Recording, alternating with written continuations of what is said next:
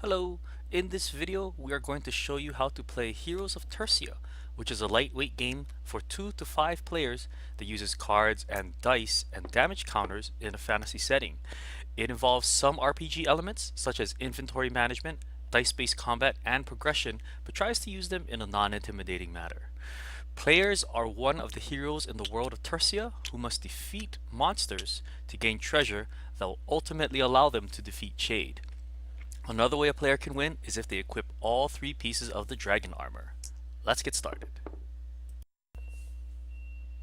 There are 4 types of cards which are used to represent the heroes in the game, the monsters that the heroes fight, the treasure that's guarded by those monsters, and when equipped makes the heroes stronger, and the actions that the heroes perform.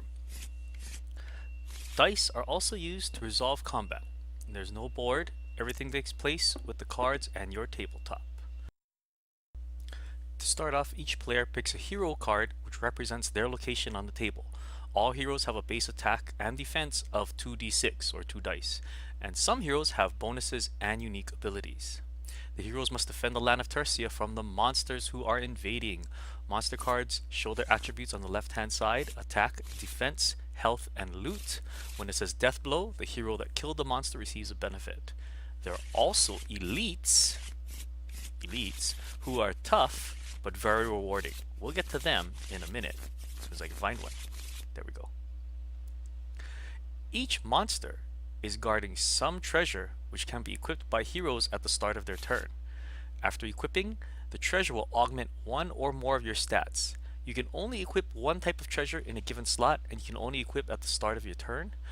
There are also set bonuses for equipping 2, 3, or 4 pieces. Those set bonuses are shown on the card, and you need to match the symbol that's in the upper left hand corner. Finally, action cards are feats or spells that heroes can perform. They're powerful, but they can't be used all the time. A hero's magic attribute can also augment the power of some actions. After they're used, the player places the used up action card in front of them. At the start of their turn, players get a chance to recharge those cards by rolling 2 dice. The number you roll has to be equal to or greater than the recharge number, and you get to put it back in your hand. To set up, roll dice to see who goes first. Each player selects a hero in turn. Take one of your hero cards, place it in front of you so you remember who you are, but leave the others at the city. That's where all heroes start the game.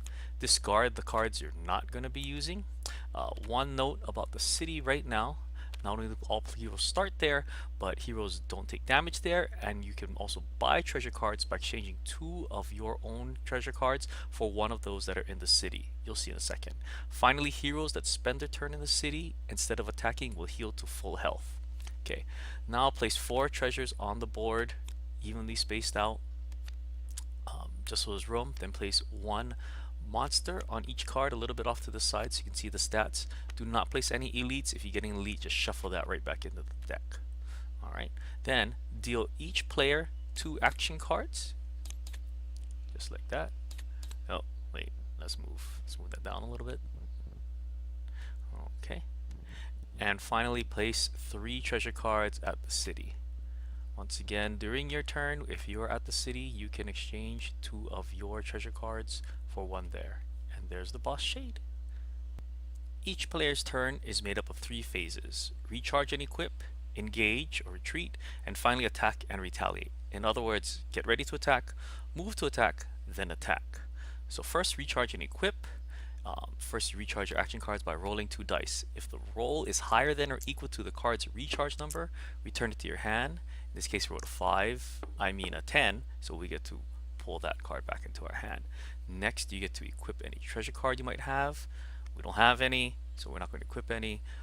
Also, as a side note, you cannot have more than 2 equipment cards after you're done with this phase. You have to discard them. Now, we choose where to attack. In this case, we're going to move out of the city and attack the soldier. We roll our dice for our attack. That's an 11, plus our 1 attack makes 12. Minus the defense, 4 plus 3 is 7. So 5 damage counters go on the soldier. 5 is more than 4. The soldier would be dead. Bye-bye. But let's just say we had rolled something else, just for the purposes of showing you. In this case, let's say we had rolled a 7, plus 1 is 8, less 7, so that they would get 1 damage counter on them instead. That's less than their 4 health, so they're still alive and they get to retaliate against us. So now we roll our defense against their attack. In case he rolled a 6 against his attack of 7 plus 2 is 9, so we would take 9 minus 6 is 3, and we take 3 damage counters on ourselves. But we did kill him, so because the number of damage counters was larger than his health. So he's dead. And first thing we do is take the treasure that he was guarding, and we roll for additional loot. 6 plus the 3, that's the loot number. You can look at this table, and we will only get 1 treasure. Too bad. So we steal ourselves that treasure. That loot works for any hero that was already engaged. As an example, if Senshi happened to be fighting the soldier and he died, but even though Senshi didn't get the killing blow, he rolled a 10 plus 3, 13, they would get 2 treasure. So you can see the different monsters have different loot numbers. Here's a 5, and if we killed the gladiator, we get to get an action card. But too bad, he's dead. Now let's finish cleaning up. So discard the monster, put Shuja back in the city, flip over 1 equipment card and 1 monster card. If you get an elite, you stop. Don't forget that you can buy some of those cards if you wanted to.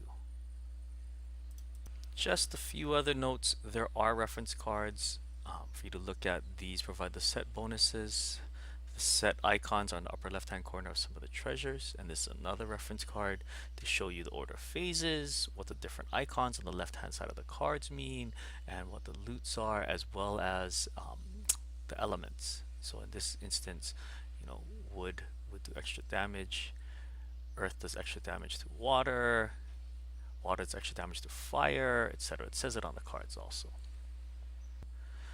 And for treasure cards, the set icons in the upper left as well as the set bonuses are on the cards themselves. One quick note about elites: if you do get them, remember that they stop any production of more monsters. So if you kill a monster and there's an elite on the table, don't bring any more. You've got to defeat the elite in order to get more of those easy guys to kill. And that's it. Players will take their turns killing monsters or killing each other, acquiring treasure to equip and getting stronger until they're ready to tackle Shade. He's the end boss, and when Shade retaliates, play the top action card for him, like he's meaning to hurt somebody. You can see maybe he'll do damage, he'll take a card, whatever. He'll do whatever the action deck tells him to do. Whoever defeats Shade or equips the 3 pieces of the dragon armor wins the game. And that's it. Have fun.